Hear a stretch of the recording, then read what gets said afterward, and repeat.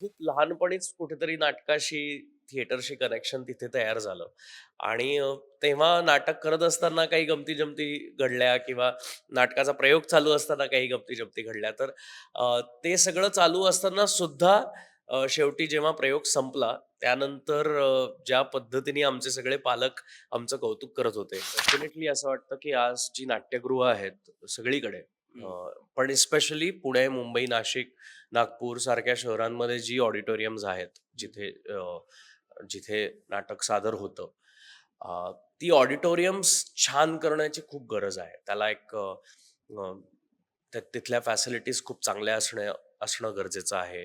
अ, जे प्रेक्षक तिकिटाची काही रक्कम मोजून तिथे येत आहेत, हं. त्यांना तो कम्फर्ट हवा आहे. त्यांना बरोबर. त्या खुर्च्या चांगल्या हव्यात बसायला.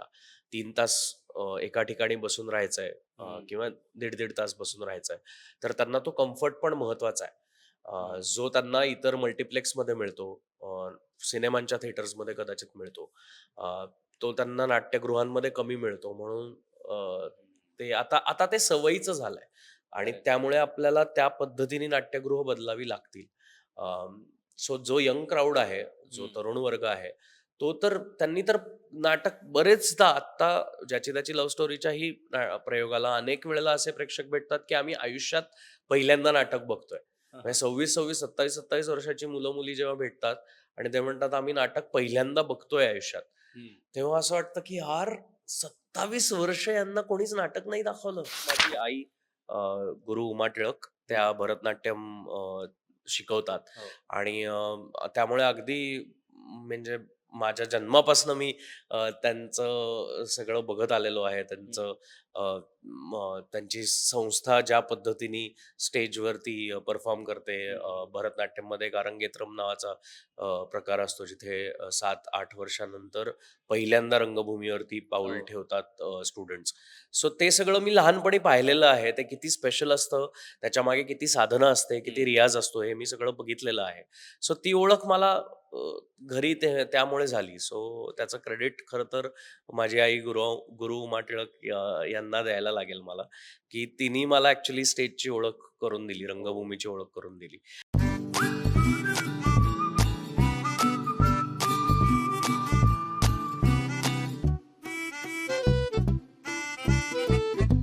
नमस्कार मंडळी, कसे आहात सगळे?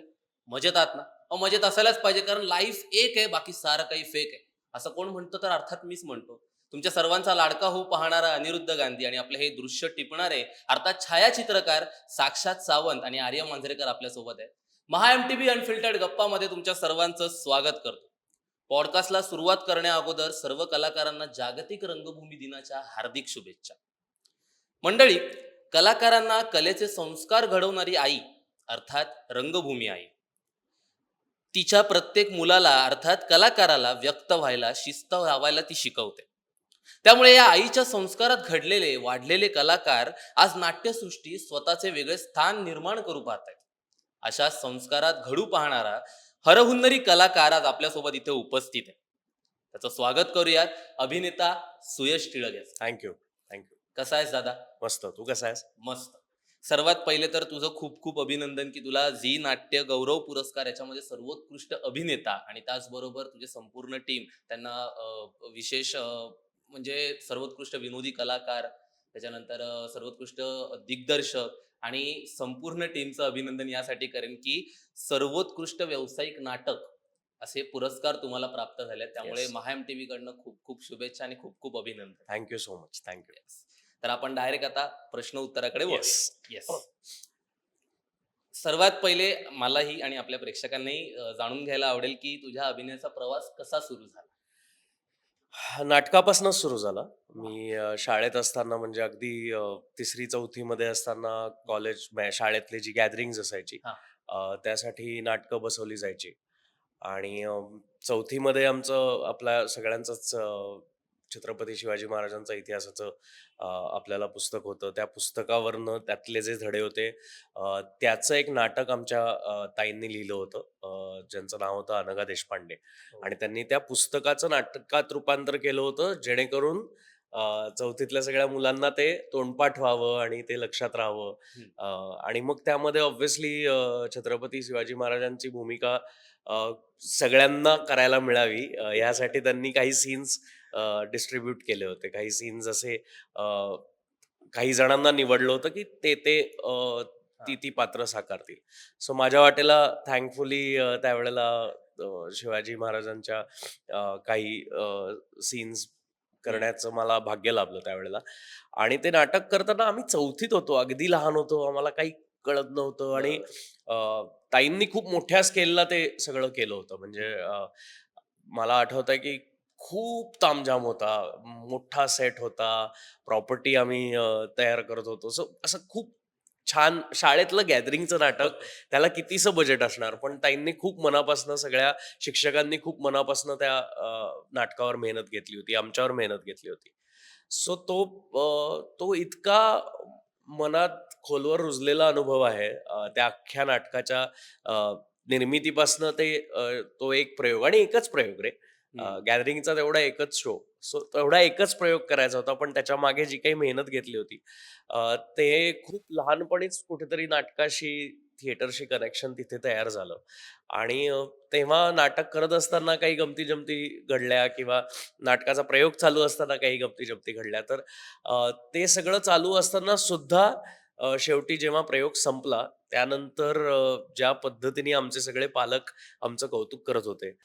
जे सगळे शिक्षक इतके दिवस आम्हाला सपोर्ट करत होते, त्यांच्या डोळ्यात जे काही समाधान होतं, ते सगळं विसरता नाही आलं कधीच. आणि हं. कुठेतरी तेव्हाच ठरवलं, की यार हे हे जे फीलिंग आहे हं. एका नाटकाचं अख्ख्या टीमला येणारं, ते फीलिंग दुसऱ्या कुठल्याही फीलिंगपेक्षा फार मोठं आहे. आणि कुठेतरी तेव्हाच अभिनय करावा किंवा हं. नाटकच करावं, थिएटर शी जवळचं नातं आपलं तयार व्हावं असं एक तेव्हाच वाटलं. सो 4थीतच खरं तर नाटकाला अभिनयाची सुरुवात सुरुवात झाली. झाली, नाटकाची सुरुवात झाली. खूप चांगली सुरुवात झाली हो, आहे तशी. हो. रंगभूमीशी पहिली ओळख कशी झाली? हीच पहिली ओळख माझी. अ, अच्छा. अगदी पहिली ओळख सांगायला गेलं तर माझी आई अ, गुरु उमा टिळक हं. त्या भरतनाट्यम शिकवतात. हो. आणि त्यामुळे अगदी म्हणजे माझ्या जन्मापासून मी त्यांचं सगळं बघत आलेलो आहे. हं.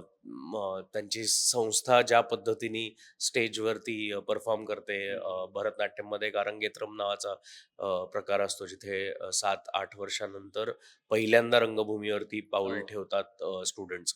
सो ते सगळं मी लहानपणी पाहिलेलं आहे. ते किती स्पेशल असतं, त्याच्यामागे किती साधना असते, किती हं. रियाज असतो, हे मी सगळं बघितलेलं आहे. सो ती ओळख मला घरी त्यामुळे झाली. सो त्याचं क्रेडिट खरं तर माझी आई गुरु उमा टिळक यांना द्यायला लागेल मला, की तिनी मला ॲक्चुअली स्टेजची ओळख करून दिली, हो. रंगभूमीची ओळख करून दिली. पण शाळेत अ, गॅदरिंग्जमुळे अशा पद्धतीने स्टेजची ओळख झाली. अशा पद्धतीचे शिक्षक मला लाभले, की जे मला लिटरली हाताला धरून रंगभूमीकडे घेऊन जात होते, की आता ह्या स्पर्धेत हे असं-असं करायचंय. किंवा कुठल्यातरी पुढच्या एकांकिका स्पर्धांच्या वेळेला तयारी करून घेताना फक्त तुम्ही कसं काम करताय याच्यावरती नाही, तर तुम्ही कसे बोलताय, तुमचा आवाज कसा आहे, तुमची आवाजाची फेक कशी आहे, हे सगळं शिकवलं गेलं शाळेमध्ये. आणि त्या सगळ्या शिक्षकांना त्या रंगभूमीची किंवा त्या नाट्यकलेची चांगली जाण होती. सो मी खूप फॉर्च्युनेट समजतो स्वतःला, की मला असे शिक्षक आयुष्यात प्रत्येक टप्प्याला लाभले. करेक्ट. म्हणजे खऱ्या अर्थाने बघायला गेलं तर एका आईने दुसऱ्या आईशी ओळख करून दिली. म्हणजे ती येस. रंगभूमी आई, येस, जसा येस, येस. मगाशी उल्लेख डेफिनेटली, केला. डेफिनेटली. रंगभूमीने तुझ्या कारकिर्दीला कसा आकार दिला? खूप गोष्टी शिकलो रंगभूमीमुळे आयुष्यात. हं. माणूस म्हणून खूप बदल झाले माझ्यात. म्हणजे मी आधी मी एका खूप मिक्स्ड कल्चरमधनं येतो. हं. सो मी फक्त मराठी माध्यमात शिकलोय असं नाही, किंवा मी लहानाचा मोठा होताना माझ्या आजूबाजूला नॉन महाराष्ट्रीयन माझे मित्र हां. अनेक होते. सो त्यांचे संस्कार, हं. त्यांच्यावरती झालेले त्यांची भाषा, हं. अशा वेगवेगळ्या भाषांमध्ये मिक्स्ड कल्चरमध्ये मी वाढलोय. सो लहानाचा मोठा होताना कुठेतरी मराठी रंगभूमीचे संस्कारही होत होते. गुजराती रंगभूमीचे किंवा गुजराती कल्चरचे सुद्धा संस्कार होत होते. सिंधी काही माझे मित्र आहेत, पंजाबी मित्र आहेत. सो त्यांच्या त्यांच्याकडे असलेले जे वेगवेगळे एंटरटेनमेंटचे फॉर्म्स आहेत, हम्म. ह्याबद्दल आमचं बोलणं व्हायचं, कधीतरी डिस्कशन व्हायचं, कधीतरी ते मी बघायला जायचो. अ, आमच्या शाळा अशा मिक्स्ड वेगवेगळ्या होत्या. सो त्यांच्या शाळेत कधीतरी त्यांची गॅदरिंग्स बघायला जायचो, की बाबा हे कशा पद्धतीने परफॉर्म करतात. यांची गॅदरिंग्स कशी वेगळी असते. आणि मी मराठी माध्यमातला, हे सगळे इंग्रजी माध्यमातले. आम्ही एका भागात राहायचो म्हणून मित्र. सो त्यामुळे मग ते ना कल्चर एक्सचेंज खूप लहानपणापासून झालं. सो मराठी, हिंदी, इंग्लिश सगळे संस्कार एकत्रच होत होते. आणि मला वाटतं की ते खूप रंगभूमीवरतीच घडत होतं हे सगळं. कारण त्यावेळेला टेलिव्हिजन काही फार तेवढं पॉप्युलर नव्हतं मी शाळेत हो. असताना. रंगभूमीवर जे काही घडायचं त्यामध्ये लाईव्ह शोज व्हायचे, संगीताचे, नृत्याचे कार्यक्रम व्हायचे, नाटकं व्हायची. Correct. नाटकं मला आठवतंय माझी आई आणि आमचे सगळे म्हणजे आमची सगळी भावंडं, असे आम्ही लहानपणी सुट्ट्या लागल्या उन्हाळ्याच्या, की जी नाटकं लागली असतील, जी बालनाट्य असतील स्पेशली, ती बघायला आम्ही सगळे भावंडं एकत्र थिएटरला जायचो आणि ते एन्जॉय करायचो. सो हे लहानपणी खूप बघितलं, खूप अनुभव घेतला त्याचा. आणि मग हळू ते संस्कार नकळत घडत गेले माझ्यावर, की मला ते आवडायला लागलं. माणूस म्हणून माझ्यात बऱ्याचशा गोष्टी बदलायला लागल्या. पेशन्स थोडाफार बदलायला लागला. वाचन सुधारलं. अ, वाचनाची आवड त्यावेळेला हळू तयार झाली. अ, प्रत्येक कलाकाराला जाऊन ॲप्रिशिएट करण्याची सवय लागली, जी मला वाटतं खूप महत्त्वाची आहे. हो. आपण बरेचदा कलाकार म्हणून काम करत असताना आपण इतरांची नाटकं बघायला जात नाही, किंवा बरेचसे कलाकार मी बघतो, की इतरांचं काम फार काही बघत नाहीत, ॲप्रिशिएट करत नाहीत. तर ते माझ्या बाबतीत नाही घडलं, ही सगळ्यात चांगली गोष्ट आहे, की मला रंगभूमीमुळे इतरांचंही काम ॲप्रिशिएट करण्याची, त्याची व्हॅल्यू समजून घेण्याची एक सवय लागली. म्हणजे फक्त कलाकार म्हणून ॲक्टर्सच नाही, तर रायटर्स, दिग्दर्शक, सेटसाठी काम करणारे सगळेजण, बॅकस्टेजवाले किंवा नेपथ्य उभं करणारे सगळे. सो मला इनफॅक्ट कॉलेजमध्ये असताना मी जेव्हा एकांकिका करत होतो, त्यावेळेला माझा सगळा फोकस बॅकस्टेजकडे असायचा. मी प्रॉपर्टी स्वतः करत बसायचो. आम्ही हो. बॅकस्टेजची टीम सगळी मी हँडल करायचो कॉलेजमध्ये असताना. सो मला आठवतंय, प्रयोग चालू होणार आहे, प्रयोगाला 10-15 मिनिटं स्पर्धेचे प्रयोग, आणि मेकअप रूममध्ये आम्ही प्रॉपर्टी बनवतोय, काहीतरी एखादं काहीतरी तुटलंय, अरे ते रिपेअर करायचंय वगैरे असं सगळं. सो हे एकतर टीम एफर्टची सवय लागली. एका माणसावरती काही अवलंबून नाहीये. हे नाटकांनी शिकवलं. हे रंगभूमीने शिकवलं. आणि जेव्हा तुम्ही मनोरंजन करत असता समोरच्यांचं, त्यावेळेला तुम्हाला स्वतःचं सगळं विसरून जावं लागतं. आणि तरच तुम्हाला तेवढ्या स्वच्छ मनाने समोरच्याचं मनोरंजन करता येतं. हे रंगभूमीने शिकवलं. म्हणजे लहानपणापासूनच तू या सगळ्या प्रोसेसमध्ये गेलाय. नाहीतर आम्हाला उन्हाळ्याची सुट्टी मिळाली की कधी मित्रांसोबत क्रिकेट खेळतोय, कधी जिलेबी खेळतोय हेच सगळं चालू असायचं. हां, नाही मला समहाऊ माझं म्हणजे मी मी तेही केलं. म्हणजे मी स्पोर्ट्समध्ये पण खूप ॲक्टिव्ह होतो. तेही करायचो. हम्म. पण दोन्ही होतं, म्हणजे स्पोर्ट्स आणि कल्चरल ॲक्टिव्हिटीज या दोन्हीनी मला खूप तारलंय माझं लहानपण. जास्त बेनिफिट मित्रांकडनं पण मिळालं, की प्रत्येक जण वेगवेगळ्या क्षेत्रात म्हणजे वेगवेगळ्या भाषेतले होते. येस.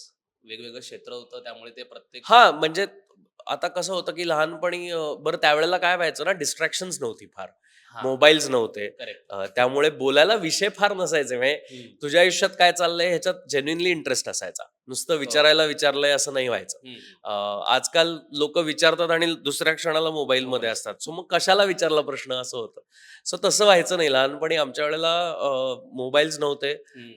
फोन करायचा एकमेकांना तर ते कॉइन टाकून पी-सी-ओ बूथवरनं करायचा, किंवा घरनं लँडलाईन आई-बाबांची परवानगी घेऊन हो. करायचा, की लँडलाईनवरनं फोन करू का? कारण तोही त्यावेळेला त्याला पैसे पडायचे. मग किती वेळ बोलायचं त्याचं एक रिस्ट्रिक्शन असायचं. सो आम्ही जेव्हा भेटायचो सगळे मित्र एकत्र एका एरियामध्ये, खूप वेळ असायचा आमच्याकडे. खूप वेळ म्हणजे इतक्या गप्पा मारत बसायचो आम्ही. कट्ट्यावर बसलोय, कुठल्यातरी भिंतीवर बसलोय, सायकली फिरवतोय.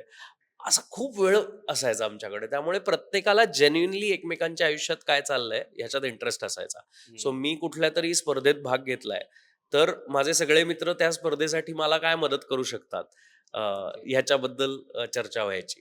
ज्यामुळे खूप इंटरेस्टिंग कॉन्व्हर्सेशन्स व्हायचे, की अरे नाही मग आणि वाईस वर्सा म्हणजे आता माझे जे मित्र मी म्हणालो जे अजूनही माझे मित्र आहेत इतक्या हम्म. वर्षात, अ, त्यांचे वेगवेगळे छंद होते. काही जण उत्तम फुटबॉलपटू होता एक माझा मित्र, जो खूप उत्तम फुटबॉल खेळायचा. तर त्याच्यामुळे आम्ही फुटबॉल शिकलो. सो आमचं असं गिव्ह अँड टेक खूप झालं आपापसात. हम्म. मी उत्तम सायकल चालवायचो, स्विमिंग उत्तम करायचो. त्यामुळे अ, माझ्यामुळे ते अट्रॅक्ट झाले हा. स्विमिंगकडे आणि सायकलिंगकडे. असे आमच्यात प्रत्येकाकडून काहीतरी एक्सचेंजेस खूप शिकत हो. व्हायचे आणि जे खूप इंटरेस्टिंग आहे. मला वाटतं ते आजकाल मिसिंग आहे थोडंसं. म्हणजे प्रोडक्टिव्ह होतं हो, सगळंच. Definitely, definitely. चित्रपट, मालिका आणि रंगभूमी यामध्ये तुला सर्वात जास्त जवळचं काय वाटतं आणि का? नाटक, नाटक, रंगभूमी. का? कारण मी तिथूनच घडलोय. तिथूनच शिकलोय, तिथूनच अ, पुढे आलोय. हम्म. मला आठवतंय मला पहिली जी माझी मालिका मी केली होती, अमर प्रेम नावाची. हम्म. हम्म. अ, त्यानंतर एक मालिका मला विचारली गेली होती. बरं ती मालिका करण्याच्या मागे पण त्याची ऑडिशन सुद्धा मी सुदर्शन रंगमंचावरतीच दिली होती. म्हणजे तिथेही नाटकाशी कनेक्शन होतंच. हा. अ, त्याच्यानंतर जी एक मालिका मी मुंबईत येऊन करायला लागलो, त्यावेळेला वैभव चिंचाळकर सरांना मी सांगितलं होतं, की "सर माझं एक प्रायोगिक नाटक चालू आहे. तर हम्म. तुम्हाला ते ॲडजस्ट करावं लागेल." तर ते हसले. बरं मला माहीत नव्हतं हे क्षेत्र कसं असतं, काय असतं. माझ्यावरती हसले. ते म्हणले, "अरे तू नाटकासाठी काय मालिका ॲडजस्ट करायला लावतोयस? तुला माहिती आहे का?" मी म्हटलं, "नाही, नाही, नाटक माझी पहिली प्रायोरिटी आहे." हो. आणि वैभव सर मला अजूनही त्यावरनं बरेचदा चिडवतात किंवा बरेचदा त्याच्यावरनं ऐकून दाखवतात, की "तुला आठवतंय का तू असं बोलला होतास?" हम्म. सो ते काहीतरी खूप स्पेशल कनेक्शन आहे रंगभूमीशी. त्यामुळे पहिलं प्रेम किंवा तुझा प्रश्न सगळ्यात जवळचं काय आहे तर रंगभूमी. रंगभूमी अगदीच, म्हणजे तू तर सांगायला पण वेळ नाही लावलास. प्रश्न संपायच्या आधी नाटक. येस. नाही पण मला वाटतं प्रत्येक माध्यमाचे वेगवेगळे चॅलेंजेस आहेत. हम्म. म्हणजे मी रंगभूमीवर त्या मानाने कमी काम केलंय. हम्म. मी टेलिव्हिजन माध्यमात जास्त काम केलंय. मी मालिका क्षेत्रात जास्त काम केलंय. जास्त मालिका केल्यात. हम्म. माझी जेवढी नाटकं नाही आहेत त्याच्याहून खूप जास्त मालिका आहेत.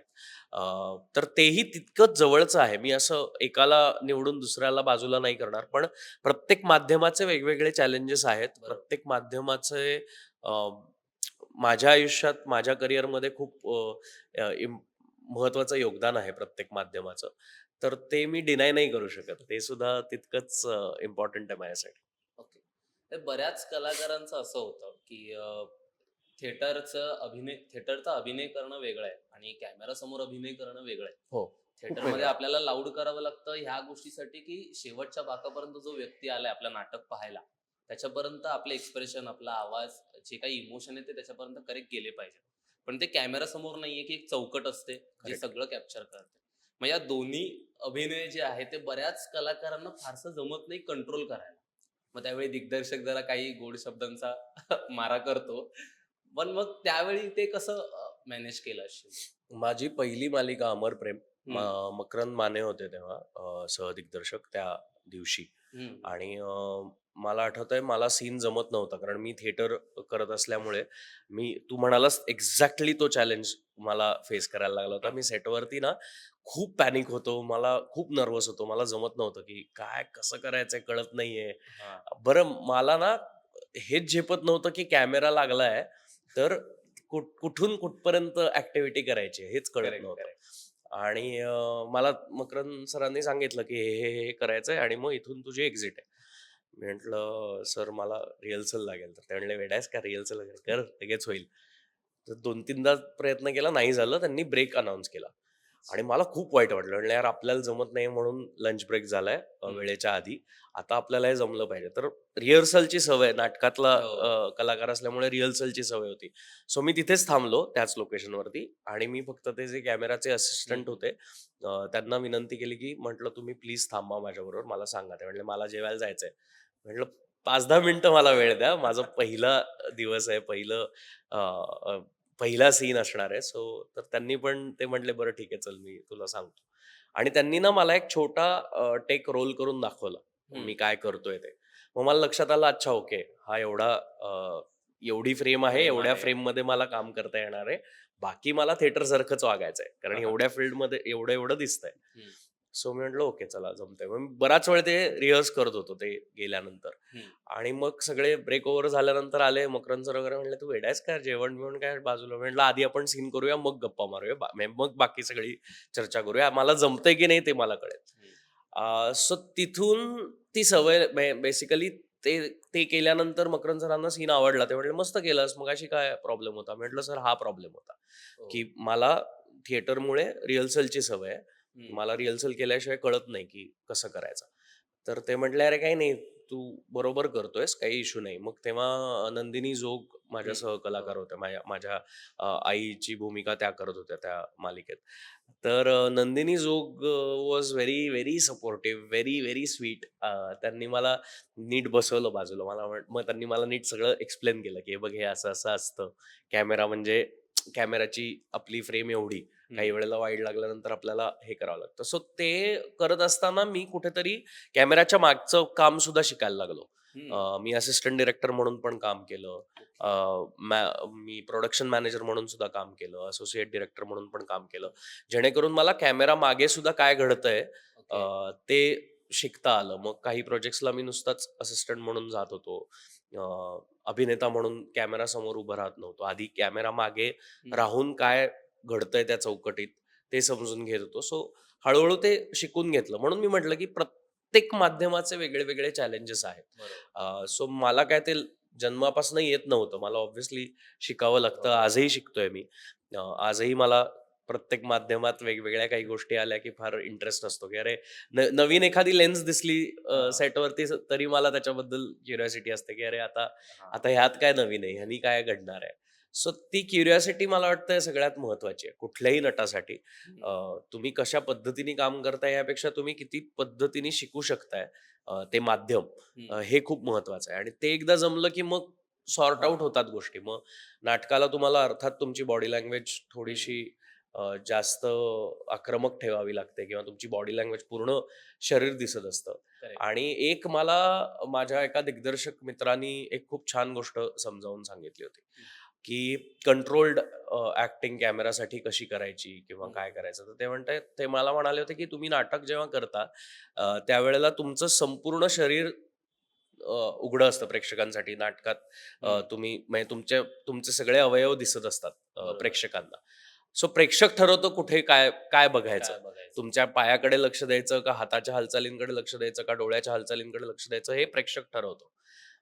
कॅमेरा जिथे येतो तेव्हा कॅमेरामन आणि डिरेक्टर ठरवतात की काय काय दाखवायचं. दाखवायचं प्रेक्षकाला आणि कशावरती लक्ष वेधून घ्यायचं. हम्म. सो हे जेव्हा कळलं तेव्हा ते सोपं होत गेलं. तेव्हा ते जास्त सुटलं माझ्यासाठी ते गणित. करेक्ट. पण आताही असं होतं का म्हणजे कुठली एखादी मालिका करताना किंवा एखादा सीन शूट असेल तर त्या आधी थोडीशी रिहर्सल होते म्हणजे ना, हा अरे आता रिहर्सल हल्ली लागते. वळण लागलंच आहे की जरा अ, रिहर्सल झालीच पाहिजे म्हणजे अ, होतंय. नाही झालीच पाहिजे असा हट्ट नसतो. हम्म. पण झाली तर बरं वाटतं. की असं वाटतं की हां, चला रिहर्सल बरी झाली. अ, काही-काही सीन्स खूप टफ असतात. काही-काही सीन्स खूप मोठे असतात. हम्म. वन टेक करायचे असतात. खूप बोलायचं असतं. खूप मोमेंट असते, बऱ्याच गोष्टी. ते करत असताना जरा रिहर्सल करूया यार 1-2 वेळा असं होतं. भीमराव मोढेबरोबर मी जेव्हा काम करत होतो बाप हम्म. माणूस शाळेला, तेव्हा त्याचे सीन्स असे खूप डिझाइन्ड असायचे. हा. किंवा वैभव चिंचाळकरांबरोबर जेव्हा काम करतो ते सुद्धा असे खूप मोमेंट्स डिझाईन करतात मालिकांमध्ये. हम्म. सो त्यांच्याबरोबर रिहर्सल लागते. जरा एकदा रिहर्सल करूया म्हणजे कळेल काय करतोय आपण असं होतं. थिएटरचे अनुभव नेहमीच अनोखे असतात. तर तुला तुझ्या नाटकांमध्ये आलेला काही मजेशीर किंवा आव्हानात्मक प्रसंग. अरे! हे कॉलेजमधला इन्सिडेंट सांगेन मी. हा. मी नाटकाचं नाव नाही घेणार कारण आम्हाला करंडक वगैरे मिळाला होता त्या हो, नाटकाला. हो, हो. सो त्या नाटकाला मी हे केलं होतं हे मला सांगायचं नाही. पण एक नाटक होतं आणि आम्ही ना संस्कृतमध्ये ते करत होतो. हम्म. संस्कृत भाषेत. ते मराठीत आम्ही आधी केलं होतं ओके. आणि आमच्या महाविद्यालयाची संस्कृत नाटकाची स्पर्धा असते. हम्म. तर ते संस्कृतमध्ये आम्ही करत होतो आणि एक वाक्य होतं जे मला काही केल्या पाठ होत नव्हतं. म्हणजे अजिबात पाठ होत नव्हतं. ओके. आणि ना काय माहिती रिहर्सलच्या दरम्यान मला तेच वाक्य मी तिथेच अडायचो. मला ते हम्म. आठवायचं नाही.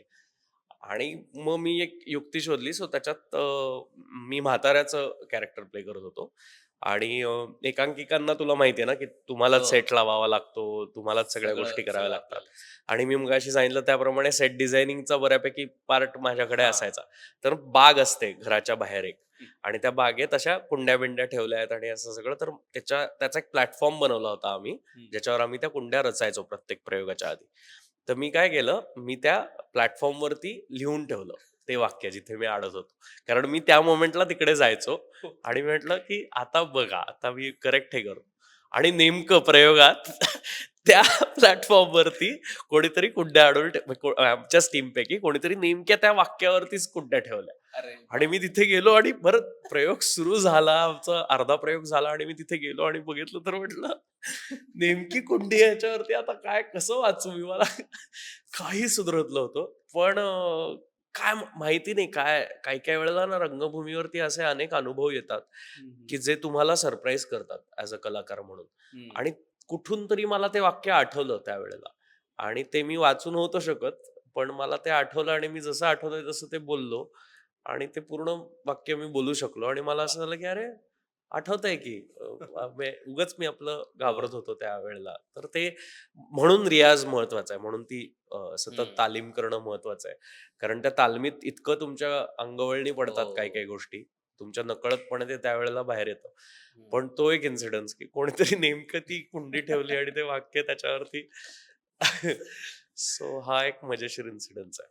आणि आत्ताच्या रिसेंट नाटकामध्ये आणि रिसेंट नाटकामध्ये तर खूप मजा येत असते. कारण 6 यंग कलाकार आहेत. हं. सगळेच जण काही ना काहीतरी एनर्जी घेऊन येतात हो. स्वतःची. म्हणजे पूर्णानंद वांडेकर आहे, शर्मिला शिंदे आहे, हं, हं, सुरुची हं. आहे आडारकर, रोहित हळदीकर आहे, शर्वरी कुलकर्णी आहे. सगळ्यांची एक वेगवेगळी एनर्जी आहे. एनर्जी आहे. सो सगळेजण त्या एनर्जीनी येतात. सगळेजण त्यांची बरं प्रत्येकाची छान वेल डिफाईन्ड पात्र आहेत. हं, हं. लिहिलेलं चांगलं नाटक आहे. सो प्रत्येकाला एक पॉइंट आहे प्रूव्ह करायला स्वतःचं. हो. स्वतःचं काहीतरी एक म्हणणं आहे प्रत्येकाला. सो त्याच्यात तर खूप मजा येते. म्हणजे असं एक इन्सिडन्स सांगणं खूप अवघड आहे. मला वाटतं प्रेक्षकांनी येऊन ती जी आमच्यात अ, गंमत घडते हां. स्टेजवरती, ती प्रेक्षकांनी येऊन एन्जॉय करण्यासारखी आहे जास्त. करेक्ट. आम्ही कारण खूप मजा करतो. जेव्हा प्रयोग असतो, त्यावेळेला आमच्यात बरेचसे गिव्ह अँड टेक होतात हं. आपापसात.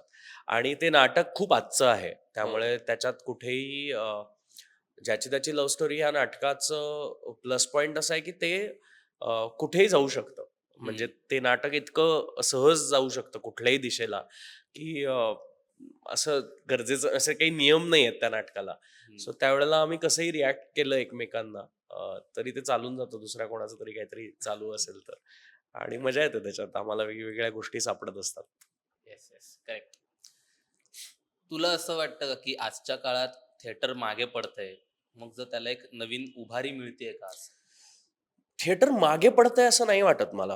हं. म्हणजे काही शहरांमध्ये डेफिनेटली कमी झालंय हो. थिएटर ॲक्टिव्हिटी जी पूर्वी व्हायची. हं. ती नक्कीच कमी झाली आहे. प्रेक्षक वर्ग कमी झालाय त्यामुळे. पण काही शहरांमध्ये तेवढीच ती वाढलेली सुद्धा दिसतीये. हं. पुणे, मुंबई, नाशिक स्पेशली अग्रेसिव्हली प्रायोगिक रंगभूमी हो. चालवतायत. खूप वेगवेगळी नाटकं येतायत. खूप चांगली नाटकं येतायत. हं. खूप चांगले प्रयोगशील दिग्दर्शक समोर येतायत. लेखक त्या पद्धतीने समोर येतायत.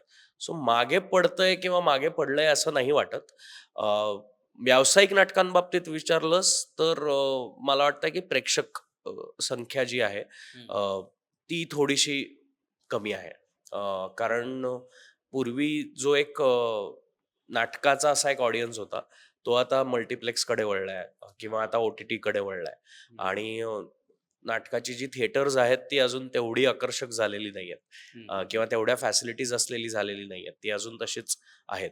हं. त्याच पद्धतीने ती रन होतायत. त्यामुळे स्टेटस सिम्बॉल जो आहे, आज एक मल्टिप्लेक्सला गेल्यानंतर एखाद्या कुटुंबाला जे छान वाटतं किंवा काहीतरी सांगायला असतं, हं. ते नाट्यगृहांबाबतीत अनफॉर्च्युनेटली नाहीये. कारण मनोरंजन आहे. हं. तर नाटक बघायला गेलो होतो आम्ही.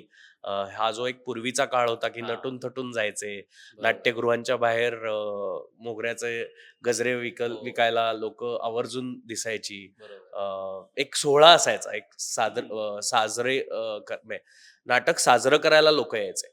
आजकाल ते सेलिब्रेशन थोडंसं कमी झालाय. त्याचा तो एक ग्लॅमर फॅक्टर थोडासा कमी झालाय असं मला वाटतं. तर तो जिथे-जिथे चांगली थिएटर्स आहेत तिथे ते घडतंही. पण बाकी ठिकाणी जिथे थिएटर्सची अवस्था थोडीशी खराब आहे, तिथे लोकं यायलाच तयार नाहीयेत. मग त्यामध्ये नाटक करणाऱ्यांची खरं तर काही चूक नाहीये. पण ती ऑडिटोरियम्सच तशी आहेत. ॲक्सेसच नाहीये काही ठिकाणी. सो ते जरा सुधारलं पाहिजे सगळ्यांनीच. तर मला वाटतं ते गणित परत रिवाईव्ह होईल. कारण अं, नाटकाची जी गंमत आहे, सगळ्यात मोठा चार्म जो आहे नाटकाचा, की तुम्ही लाईव्ह परफॉर्मन्स बघता. म्हणजे परदेशांमध्ये त्या लाईव्ह परफॉर्मन्सेसचे तिकीट्स खूप जास्त महाग असतात रादर दॅन सिनेमांचे तिकीट्स. आपल्याकडे नेमकं उलटं गणित आहे. आणि आपल्याकडे आता काही जसं NMSEC सारखी सेंटर्स आहेत जिथे ते गणित बदलताना दिसतंय थोडंसं, की जिथे लाईव्ह परफॉर्मन्सला जास्त पैसे मोजून लोक यायला तयार आहेत. पण पुन्हा ते ऑडिटोरियम तितकं स्टेटस सिम्बॉल असल्यासारखं बांधलं गेलंय. तिथे येणारी नाटकं तशी आहेत. मग लोकांना एक दाखवायला होतं, की अरे आम्ही इकडे जाऊन नाटक पाहिलं. ते जर झालं तर मला वाटतंय पुन्हा छान दिवस बघायला मिळतील. पण आजच्याही काळात खूप चांगली नाटकं हाऊसफुल जात आहेत. खूप प्रयोग होत आहेत. सो अगदीच मागे पडलंय असं नाही. पण थोडं अजून रिवाईव्ह करायची गरज आहे. त्यासाठी विषय पण तसे आले पाहिजे नाटकांचे, जे लोक आवर्जून जाऊन कुठल्याही थिएटरमध्ये जाऊन बघतील. मी तर असं एकदा ऐकलं होतं म्हणजे नाटकाचा विशेष अभ्यास करताना की आधीच्या वेळी नाटक ज्यावेळी सुरू व्हायचं ना प्रेक्षक आतमध्ये शिरायचे त्यावेळी प्रत्येकाच्या हातावरती ना एक अत्तर अत्तर लावलं लावायचे बरोबर. म्हणजे ते जसा विषय आहे ना त्या विषयाच्या निगडीत ते अत्तर की जेणेकरून ते पूर्ण माहोल तसा क्रिएट झाला पाहिजे. Correct correct. आता ते कुठेच दिसत नाही. नाही दिसत नाही ते दिसत. ते एकदा जर चालू झाल्यानंतर पुन्हा मजा हा येते. पण ते परवडलंही पाहिजे. हा, actually. कारण जेवढा प्रेक्षक वर्ग पूर्वीच्या काळी यायचा, जो तिकीट दर पूर्वीच्या काळी होता, त्या सगळ्या गणितात ते बसायचं. आणि पुन्हा त्याची एक नाटक सुरू कसं झालं याची एक वेगळी हिस्ट्री आहे.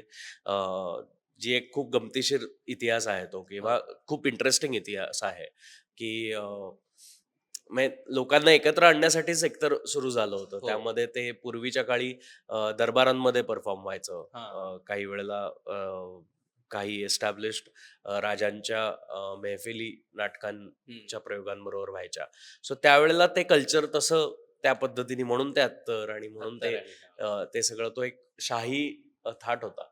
आणि पुन्हा साक्षात तुम्हाला परफॉर्मर म्हणजे एखादा कलाकार जेव्हा लाईव्ह परफॉर्म करतो ते बघणं, आणि तुम्ही तुमच्या कम्फर्ट प्रमाणे त्याला मागे पुढे फॉरवर्ड पॉज असं करून बघणं, ह्यात खूप फरक आहे. तुम्ही नाटकात तसं काहीच नाही होऊ शकत. सो ती एक खूप होईल, ते हळूहळू होईल. मला वाटतं, माझा विश्वास आहे की रंगभूमी कधीही संपणार नाही. मला नाही वाटत रंगभूमीला मरण आहे.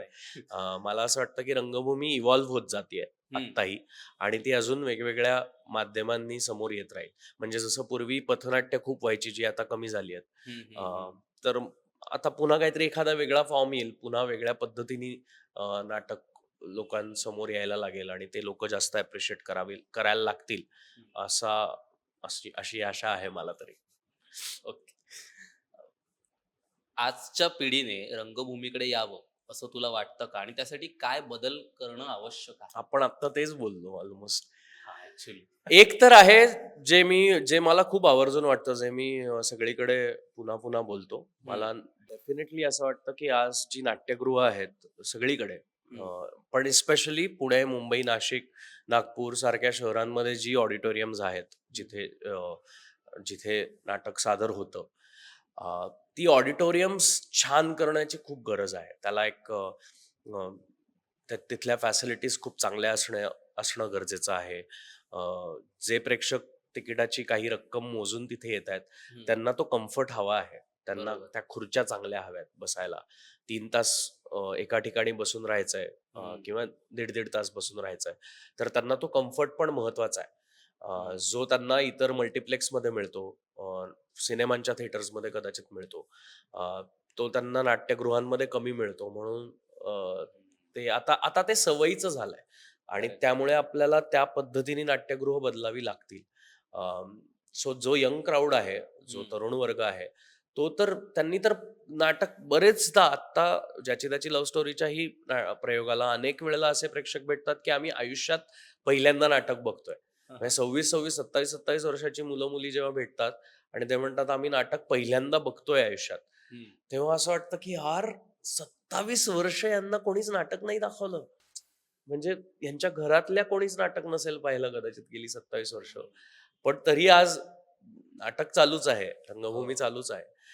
सो ती जी नवीन येणारी मुलं आहेत किंवा हम्म. जे असे सांगतात की आम्ही आयुष्यात पहिल्यांदा नाटक बघतोय, त्यांनी तो अनुभव घेतल्यानंतर ते पुन्हा पुन्हा यायला लागतात. पण त्याच्यासाठी तशा फॅसिलिटीज क्रिएट करणं सुद्धा गरजेचं आहे. गरजेचं. अ, आम्ही नाटकाला जातोय हे सांगताना लोकांना छान वाटलं पाहिजे.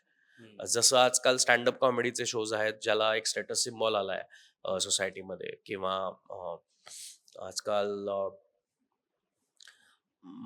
लाईव्ह परफॉर्मन्सेस जे होतात, डान्स किंवा याचे, त्याला एक स्टेटस सिम्बॉल आहे. लोक आवर्जून जातात बघायला. हम्म. लाईव्ह इन कॉन्सर्ट होतात अनेक परफॉर्मर्सचे, त्याला एक वेगळा ऑडियन्स आहे. तर बरोबर. नाटकाचं तर अजून जास्त वाढलं पाहिजे ते. हो. पण त्यासाठी मला वाटतं कलेक्टिव्ह एफर्ट्स पण झाले पाहिजे. हम्म.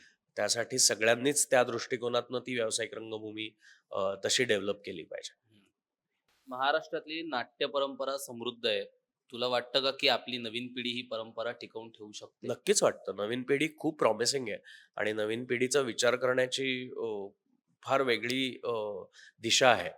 त्यांना खूप गोष्टींचं एक्सपोजर असल्यामुळे त्यांचा विचार जास्त प्रगल्भ आहे. हम्म. सो नवीन पिढी डेफिनेटली ही संस्कृती जपेल किंवा नवीन काहीतरी इतिहास घडवेल. मला खूप आशा आहे. असं काही मला वाटत नाही की काही घडणार नाही यांच्याकडनं. उलट मला वाटतं की ते वेगळी नाटकं आणतील, वेगळे प्रयोग आणतील, हम्म. वेगळ्या पद्धतीने नाटकं सादर करतील. हम्म. जसं टेक्नॉलॉजी आणि नाटक, सॉरी मला सर्दी झाल्यामुळे माझा आवाज फुल नाही गेलाय. नाही. अ, जसं टेक्नॉलॉजी नाटकात यायला लागली, काही जणांनी वेगवेगळे प्रयोग करून बघितले. सीसीटीव्हीज वापरले गेले स्टेजवरती, हो. स्क्रीन्स आल्या. हम्म. सो काही दृश्य नाटक चालू असताना स्क्रीन्सवरती सुद्धा दिसायला लागली. सेटमध्ये खूप एक्सपेरिमेंटेशन झालं. 2-2, 3-3 मजली सेट बांधले गेले. हो. रिव्हॉल्विंग सेट्स आले. असं बऱ्याच गोष्टी झाल्या हम्म. प्रेझेंटेशनच्या बाबतीत व्हिज्युअली. हम्म. तर तसं मला वाटतंय नवीन पिढी अजून काहीतरी वेगळ्या पद्धतीने एखादा वेगळा विचार मांडेल. आजकाल त्यांना खूप कमी वेळात खूप मोठा मेसेज देण्याची पण एक सवय आहे. हो. कारण शॉर्ट व्हिडिओ फॉर्मॅट्स हे खूप एक एक मिनिटात एक एक एखादा मिनिटात कळतं. मेसेज डिलिव्हर करण्याची एक हे आहे. सो जे 2 तासाचं नाटक आहे, त्या नाटकात किंवा 2-2.5 तासाच्या नाटकात कदाचित असे अनेक गोष्टी येऊन जातील, ज्या तुम्हाला कदाचित वाटलं नसेल की एका नाटकात येतील. जसं आमच्या नाटकाबाबतीत घडतं. हम्म. ज्याची त्याची लव्ह स्टोरीमध्ये अनेक विषय आहेत. 6 जण आहेत. 6 पात्रांची 6 वेगवेगळ्या भूमिका येतात आणि ते एकाच नाटकात येतात. हम्म. आणि प्रेक्षक ते तितक्याच प्रेमाने ॲक्सेप्ट करत आहे आत्ता. सो हा जो एक बदल होत चाललाय प्रेक्षकांमध्ये सुद्धा हम्म. आणि परफॉर्मन्सेसमध्ये सुद्धा, की त्या पद्धतीचं लिखाण होतंय, त्या पद्धतीचं सादरीकरण होतंय आणि त्याचा ॲक्सेप्टन्स सुद्धा आहे हम्म. प्रेक्षकांकडनं. तर तशा पद्धतीचं खूप इंटरेस्टिंग काहीतरी बघायला मिळेल असं मला डेफिनेटली वाटतं. आता मला एक जेन्युइनली प्रश्न विचारायचा आहे की बऱ्याचदा नाटकांमध्ये क्राऊड इन्व्हॉल्व्ह केला जातो, स्पेशली युथ असेल, INT असेल किंवा सवयी नाटक वगैरे जे असेल जे कॉलेज स्टुडंट लेवल करतात. आणि व्यावसायिक नाटकांमध्ये काही मोजकी पात्र दिसतात आपल्याला, त्याच्यात फार क्राऊड इन्व्हॉल्व्ह केला जात नाही. आणि मग बऱ्याचदा अशा नाटकांचे रिझल्ट लागतात त्यावेळी काही वेगळ्या पर्स्पेक्टिव्हने बघणारे जे जजेस असतात त्यांचं असं म्हणणं असतं की क्राऊड थोडा कमी करा. हम्म. खूप क्राऊड आणताय. आम्हाला मान्य आहे की तुमची टीम खूप मोठी आहे, पण ती प्रत्येक वेळी स्टेजवरती आणण्यात अर्थ नाहीये. तर मग अ, असे देखील आहेत काही नाटकं की ज्याच्यात क्राऊड खूप दाखवला जातो, ती लोक फर्स्ट येत आहेत आणि खूप कमी असलेले लोक कुठेतरी मागे पडतात. अशा पद्धतींच्या नाटकावरती ना मला असं वाटतं की खूप मोठ्या प्रमाणात चित्रपटांचा इन्फ्लुएन्स आहे. हम्म. चित्रपटांमधनं म्हणजे जे ग्रँजर दिसतं आपल्याला हम्म. मोठ्या स्क्रीनवरती, 1000, 100, 2000 माणसं एकत्र नाचतायत किंवा एकत्र काहीतरी परफॉर्म हम्म. करतायत, तर तो जो एक इम्पॅक्ट येतो स्क्रीनवरती, तो ग्रँड दिसण्याचा, तो काही दिग्दर्शकांकडनं नाटकाबाबतीत सुद्धा करताना दिसतो, हम्म. केलेला दिसतो. सो तो काही कडनं नाटकाबाबतीत सुद्धा केलेला दिसतो. जो बघताना असं होतं की अरे हे केलंय फार कमाल. हम्म. म्हणजे 30-30 मुलं एका वेळेला एवढ्या स्टेजवरती व्यवस्थित कोरिओग्राफ करणं अवघड आहे, सोपं नाही. आणि काही हम्म. दिग्दर्शकांनी ते खूप चांगल्या पद्धतीने केलंय, केलंय. करून दाखवलंय. हम्म. सो त्यांना हॅट्स ऑफ आहे त्या बाबतीत. कारण इट्स डिफिकल्ट एवढा मोठा मॉब, हो.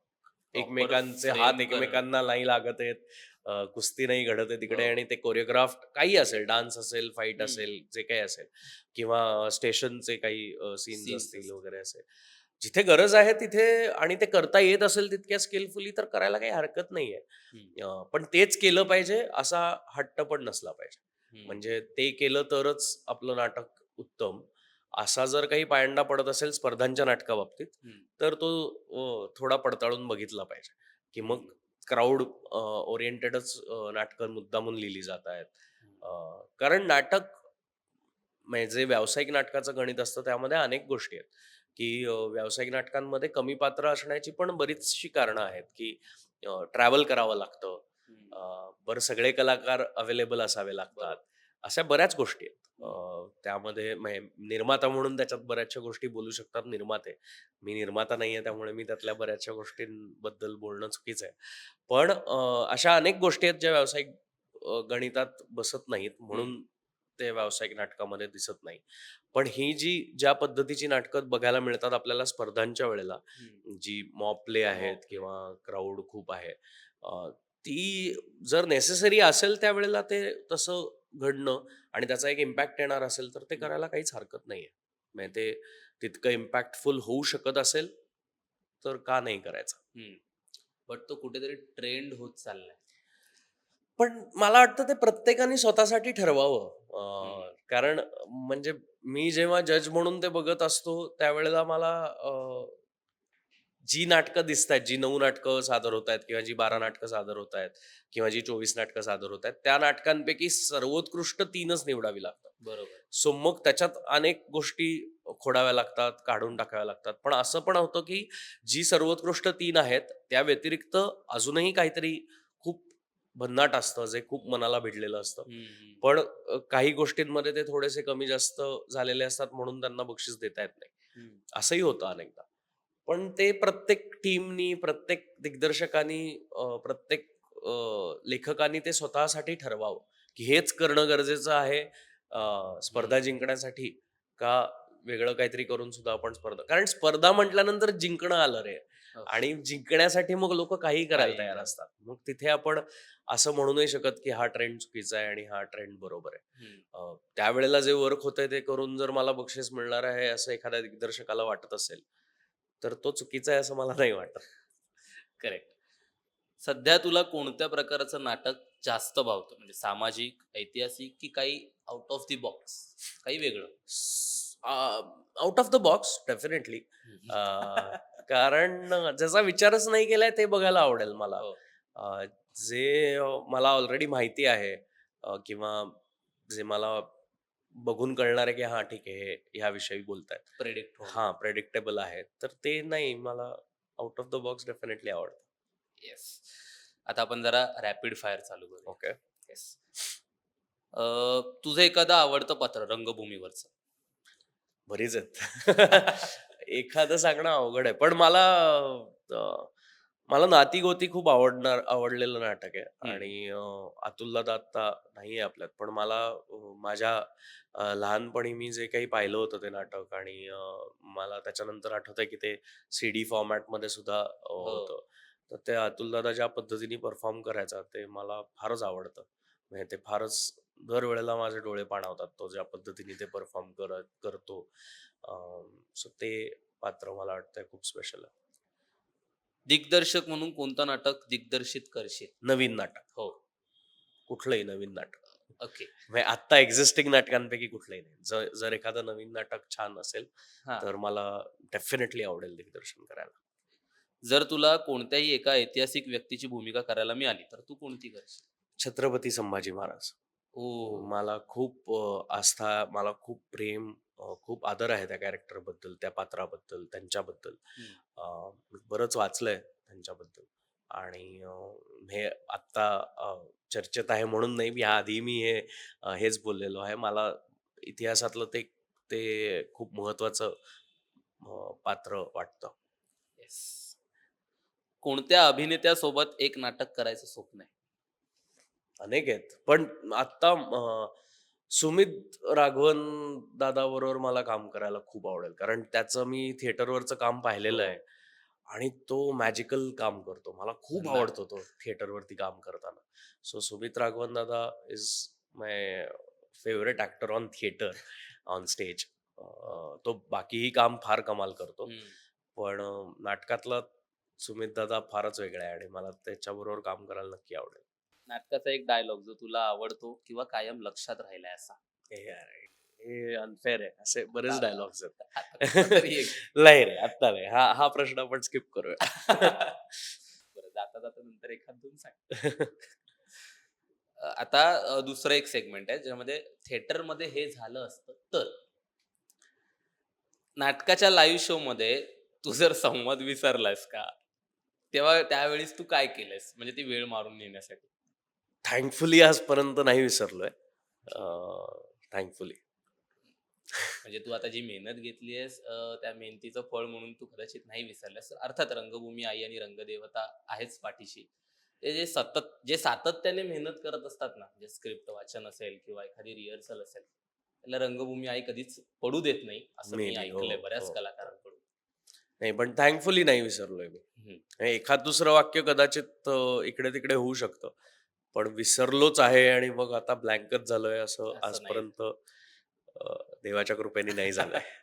कधी असं झालंय का की प्रेक्षकाने इतक्या जोरात रिॲक्ट केल्याने तुझं लक्ष विचलित अरे, झालं? खूप वेळा झालंय. खूप वेळा झालंय. मोबाईल फोन्स एकतर प्रेक्षकांचे जे वाचतात ते आणि एकदा ना माझा कॉन्फिडन्सच घालवला होता. मी स्वरा नावाचं नाटक करायचो. मी, स्वरा आणि ते दोघं नावाचं नाटक हा. करत होतो. आणि त्यावेळेला ना अ, एक प्रेक्षक माझ्या बाबतीत काहीतरी बोलले. आता ते काय बोलले त्याच्यात नको पडायला. हम्म. आणि ते माझी एंट्री झाल्या ते माझ्या बाबतीत काहीतरी बोलले, माझ्या अच्छा. दिसण्यावरनं आणि एकंदरीत. आणि मला असं झालं, की मला ऐकू येतंय अहो तुम्ही माझ्याबद्दल काय बोलताय ते. लिटरली मी असं ब्लँक झालो. म्हटलं, की हे शपथ. माझ्या बाबतीत असं का बोलतायत? आणि मग नंतर अर्थात अ, प्रयोगात त्याचा कुठेही काही इम्पॅक्ट पडला. हां, म्हणजे अडचण नाही आली मला. पण प्रयोग संपल्यानंतर मी त्यांना मला कळले ते कोण होते, काय बोलले. त्यामुळे मी नंतर त्यांना भेटलो होतो. म्हटलं, "अहो तुम्ही असं का बोललात माझ्या बाबतीत?" म्हणे, "अरे नाही, नाही आम्हाला ते दिसलं म्हणून." म्हटलं, "बरं ठीक आहे." तुझ्या नाटकाच्या प्रयोगादरम्यान कधी असा वेगळा प्रसंग काही घडलाय का? उदाहरणार्थ एखादी लाईट गेलीये किंवा कलाकार स्टेजवरती काहीतरी फंबल झालाय पण तो हं. सावरला गेलाय किंवा काहीतरी प्रॉपर्टी जे एखाद्या वेळी खूप मायनर प्रॉपर्टी असेल पण खूप मेजर काम असेल त्याचं आणि नेमकी आयुष्यभर तिथे प्रॉपर्टीच नाही. हां, आत्ता ज्याची त्याची लव्ह स्टोरीमध्ये माझ्या शेवटच्या प्रसंगाच्या वेळेला एक बॅग असते हम्म, हम्म. माझी, भरून ठेवलेली असते. ती स्टेजवर असणं अपेक्षित आहे. ती नव्हती. एक दिवशी एका प्रयोगाला आणि आमचे जे बॅकस्टेजला आम्हाला जे मदत करत असतात निलेश दादा, तर ते अ, विसरले होते. अर्थात बरीच कामं बरीच असतात. असतात, त्यामुळे त्यामुळे विसरले होते. आणि मी एंट्री घेतली आणि त्यावेळेला सुरुची स्टेजवर असते उभी. हम्म. आणि मी एंट्री घेतली आणि मी बघितलं तर बॅगच ब- नव्हती. म्हटलं यार, आता आता बॅग घ्यायला आत जावं लागेल मला. मग कुठेतरी मग बरं, एक 10-15 प्रयोग झाल्यानंतर तुमचा रिदम सेट झालेला असतो. कशानंतर काय करायचंय, कसं जायचंय, हम्म. मोमेंट्स सेट होतात तुमच्या. तर बॅग आत राहिली होती आणि तो असा आत आत अशी धरून उभा होता बॅग. बॅग राहिली दाखवत मला. अरे म्हटलं ठीक बाप. आहे, आता बघतो मी कधीतरी मॅनेज करतो असं म्हणून मग मध्ये पटकन एक छोटासा वेळ घेऊन मी आत जाऊन ती बॅग घेऊन आलो होतो. so तेव्हा थोडी गडबड झाली होती. कारण सुरुचीला कळलं नव्हतं काय झालंय, हा. बॅग नाहीये ते.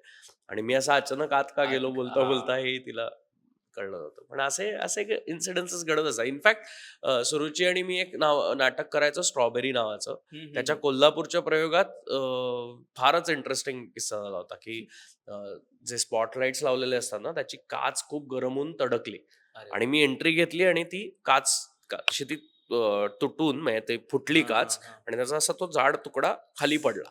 बरं खाली पडला इथपर्यंत ठीक होतं, पण त्या स्टेजवरती असं कार्पेट घातलेलं होतं हम्म. आणि ते कार्पेटमधनं वाफा यायला लागला, म्हणजे अरे असं बापरे. धूर यायला लागला. हा. तर मी ती काच धरली आणि टाकली. बरं मला अंदाज नव्हता की ती इतकी तापलेली असेल. हो. मी अशी ती धरली आणि टाकली आणि माझी बोटं ऑब्व्हियसली भाजली गेली भाजली. त्यामध्ये. मग सुरुचीने पटकन जाऊन, सीनमध्ये असं काही नसताना सुरुचीने पटकन जाऊन पाण्याचा एक ग्लास आणला. मग मी पुढचा अख्खा सीन मी अशी बोटं त्या पाण्याच्या ग्लासात बुडवून पुढचा सीन केला होता. सो असे असे छोटे मोठे इन्सिडेन्सेस घडत असतात त्यावेळेला. कारण ते नसती टाकली ती काच तर हो. ते कार्पेट जळालं असतं. हम्म. त्याची भीती होती त्यावेळेला आणि ते इतकं क्विक झालं. क्विक झालं आणि क्विक करावंच लागतं. कारण हो. असं काहीतरी राहिलंय, चुकलंय हे हम्म. प्रेक्षकांना कळू देता कामा नये. सो ते इतकं क्विक करावं लागतं ॲज इफ ते डिझाइन्ड आहे. हो. पण असे बरेचसे इन्सिडेन्सेस होतात. अर्थात अशा वेळी कलाकाराला हुशार राहणं फार गरजेचं असतं. हुशारपेक्षा तुम्हाला त्यावेळेला तिथे राहणं खूप गरजेचं असतं. अलर्ट. अलर्ट राहणं. येस. म्हणजे प्रेझेन्स ऑफ माइंड खूप मॅटर हम्म. करतो. मला वाटतं नाटकात काम करताना तुम्ही खूप उत्तम श्रोते असणं गरजेचं असतं. हम्म. तुम्ही किती छान ऐकू शकताय समोरच्याला, ते हम्म. खूप मॅटर करतं. आता आपण वेगळ्या सेगमेंट कडे वळूयात. Theatre versus on screen. Okay. Theatre आणि ऑन स्क्रीन मध्ये तुझ्या मते सर्वात मोठा फरक कोणता?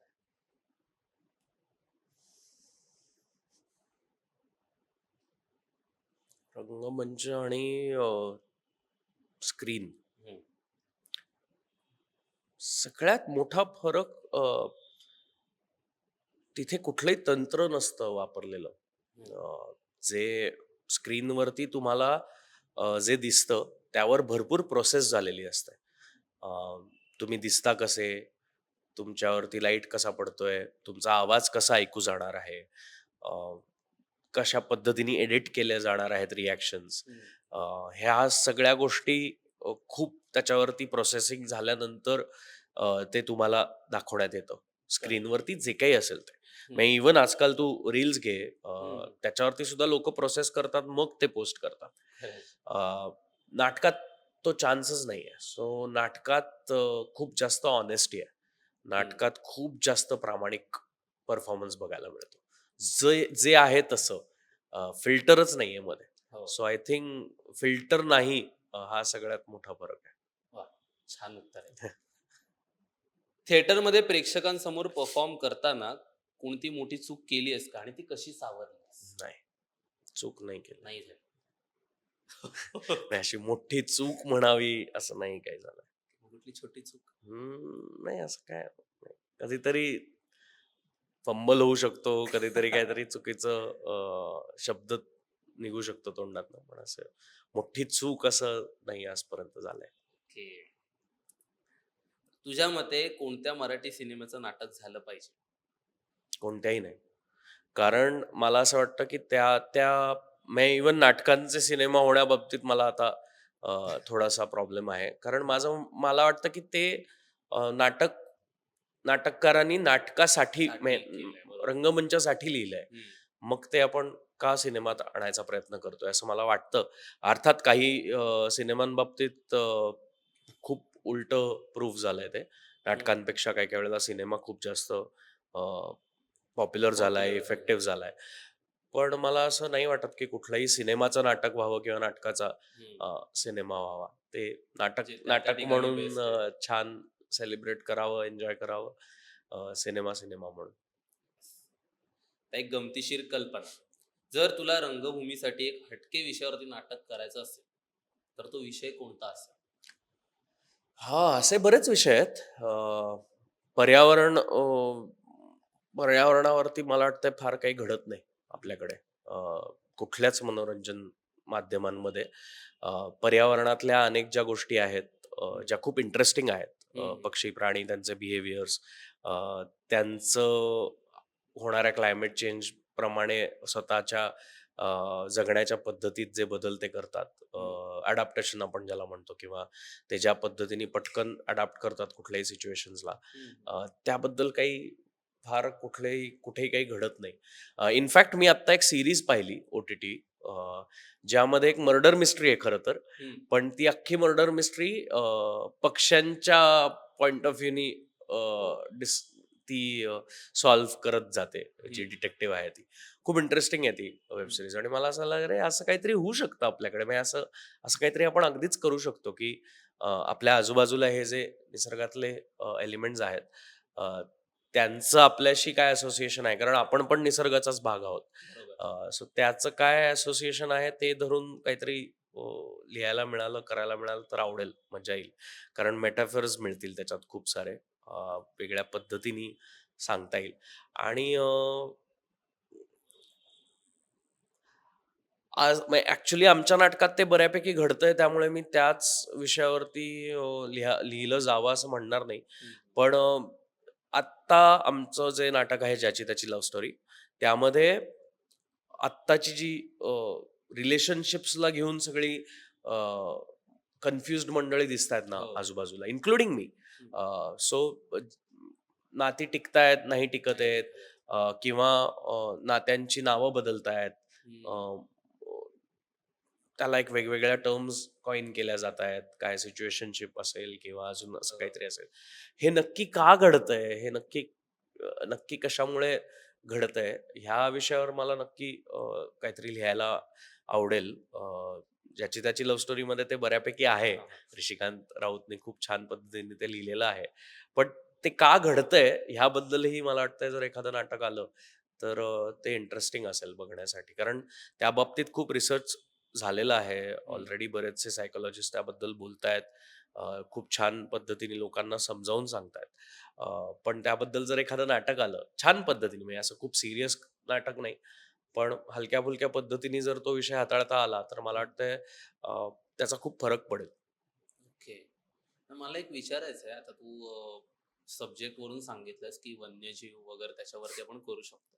तुझं इंस्टाग्राम मी ज्यावेळी बघितलं त्यावेळी तू वन्यजीवांवरचं तुझं ते प्रेम, हे हे सगळं कुठून आलं? म्हणजे ही एक वेगळी साईड झाली सुयश टिळकांची. हे सगळं कुठून आलं, तर ते होतंच अरे, शाळेपासनं होतं. शाळा, कॉलेजपासनं होतं. कॉलेजमध्ये मी एन्व्हायर्मेंटल सायन्स शिकत असताना ओके. त्याबाबतीत प्रेम तयार झालं. वाईल्ड लाईफ फोटोग्राफी करत होतो. सो वाईल्ड लाईफ हा. फोटोग्राफी करतो तेव्हा त्या प्राण्यांशी आणि पक्ष्यांशी वेगळं एक कनेक्शन कनेक्शन. तयार होतं. त्यांना तासनतास तुम्ही जेव्हा ऑब्झर्व्ह करता, तेव्हा त्यांच्याबरोबर एक वेगळं नातं तयार होतं. सो त्यातनं ते आलंय. येस. भविष्यात थिएटर कसं असेल असं तुला वाटतं? माहीत नाही मला. पण कसं असावं असं विचारलंस तर समृद्ध असेल असं वाटतं मला. म्हणजे मला रंगभूमी नेहमीच समृद्ध असेल असं वाटतं. कारण रंगभूमीवर एकतर कुठलाही फिल्टर नाही. हम्म. अ, जे काही आहे ते थेट प्रेक्षकाने तुमच्यामध्ये घडतं. त्यामुळे तुम्हाला स्वातंत्र्य आहे. कुठल्याही पद्धतीचे तुमचे विचार किंवा तुमच्या लेखकाचे विचार किंवा दिग्दर्शकाचे विचार हे तुम्ही कुठल्याही पद्धतीचा मध्ये अ, एक फिल्टर न ठेवता प्रेक्षकांशी डायरेक्ट कम्युनिकेट करू शकता. हम्म. प्रेक्षकांचं त्याच्यावरचं जे काही मत आहे ते लगेच मिळतं. बरोबर. म्हणजे प्रत्येक प्रेक्षकांनी प्रयोगानंतर भेटूनच सांगायला पाहिजे असं काही नाही. हम्म. काही वेळेला एखाद्या प्रेक्षकाचं "अरे वाह!" असं जरी ऐकू आलं तरी कळतं की त्याला मुद्दा पटलाय, किंवा एखादी टाळी जरी ऐकू आली तरी कळतं की ह्या हा प्रेक्षक आपल्या बरोबर आहे, यांना हा मुद्दा पटलेला आहे. हम्म. किंवा "अरे रे रे!" असं अशा ज्या काही रिएक्शन्स ऑडियन्समधनं हा. लाईव्ह येतात, तिथे त्या क्षणी तुम्हाला व्हॅलिडेशन मिळतं की तुम्ही जे सांगताय ते पोहोचतंय की नाही. बरोबर. तर ते खूप समृद्ध जग आहे आणि मला वाटतंय भविष्यातलं थिएटर सुद्धा तितकंच समृद्ध असेल. अर्थात. अर्थात आज तू बोलले सगळ्या वास्तू. जर तुला एका दिवसासाठी नटसम्राट बनायचं असेल, तर तो कोणत्या पद्धतीने तू रोल करशील? खूप काम करावं लागेल, खूप मेहनत घ्यावी लागेल. कारण खूप छान नाटक आहे. हो. खूप डीप नाटक आहे. सो असं वरवरचं काम करून चालणार नाही. खूप मेहनत घ्यावी लागेल. ज्यांनी ज्यांनी आजपर्यंत नटसम्राट केलेलं आहे, साकारलेलं आहे, त्या सगळ्यांना अ, त्यातल्या जेवढ्यांना भेटता येईल तेवढ्यांना भेटून, किंवा जेवढ्यांचं काम बघून त्यांचं काहीतरी शिकता येईल त्यातून, ते हम्म. करून काहीतरी वेगळं साकारण्याचा प्रयत्न नक्की करेन. येस. परत आपण डायरेक्ट शेवटच्या प्रश्नावरती येऊया. आता आपले जे प्रेक्षक आहेत, जागतिक रंगभूमी दिनानिमित्त आपल्या प्रेक्षकांसाठी आणि नवीन रंगकर्मींसाठी काय खास सांगू शकशील?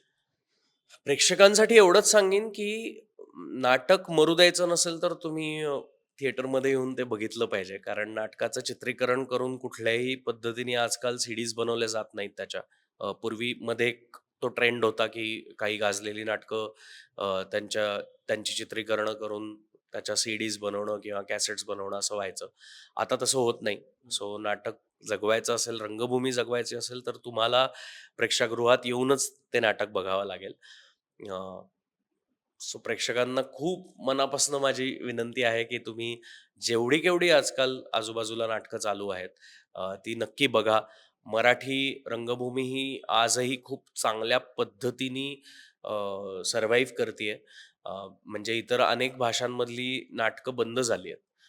नाटकं होणंच बंद झालंय. हो. अनेक भाषांमध्ये थिएटर्स बंद झालेली आहेत. तिथे रंगभूमी चालू नाहीये. अनेक अनेक भाषांबाबतीत. म्हणजे मध्यंतरी मी अ, अ, दक्षिण भारतात गेलो होतो एका कार्यक्रमासाठी आणि तिथे त्यांनी मला विचारलं की काय सध्या काय चालू आहे वगैरे तर मी त्यांच्याशी गप्पा मारत होतो तेव्हा त्यांनी सांगितलं की थिएटर चालू आहे तर ते सरप्राईज्ड होते ते म्हणले की थिएटर म्हणजे लाईव्ह शो म्हटलं ते म्हणले जमाना झाला आमच्याकडे आमच्या भाषेतलं नाटकच आलं नाहीये मी लहान होतो तेव्हा मी नाटक बघितल्याचं मला आठवतंय त्यानंतर अनेक वर्ष झाली माझ्या भाषेत नाटक आलंच नाही सो असं मराठी बाबतीत होऊ द्यायचं नसेल तर प्रत्येक प्रेक्षकाने नाटक प्रेक्षागृहात जाऊन बघितलं पाहिजे आणि नवीन रंगकर्मींसाठी म्हणजे काय असा संदेश देणारा मी कोणीच नाहीये किंवा असं काही सजेस्ट करणारा मी कोणीच नाहीये पण मला एवढंच वाटतं की जे काही करताय ते खूप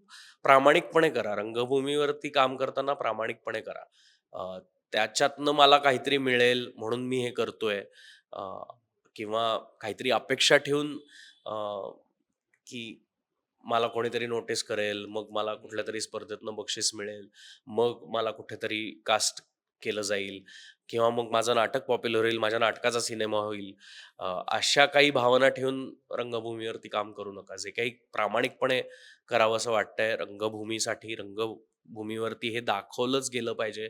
मला हे माझ्या प्रेक्षकांना दाखवायचंच आहे. ह्या भावनेतनं जर काही करत असाल तर ते तसं करा. तेवढी प्रामाणिक भावना असली पाहिजे रंगभूमीवर काम करताना, की हे माझं मत आहे. मला प्रेक्षकांना हेच सांगायचं आहे.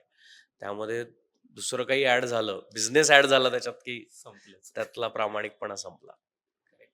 खूप खूप छान सांगितलंस दादा तू हा शेवटचा मुद्दा स्पेशली तरुण रंगकर्मींसाठी. बाकी काय तर आता मी जसं शेवटचा प्रश्न असं म्हटल्यानंतर अर्थात तुम्हाला कळालंच असेल की आता आपला पॉडकास्ट इथे संपलेला आहे. पण कलाकारांसोबत आपण भेटल्यानंतर आणि स्पेशली रंगभूमीवरचा कलाकार त्यामुळे अंत असा नसतो. एक प्रार्थना घेऊयात आणि तिथे शेवट करूया.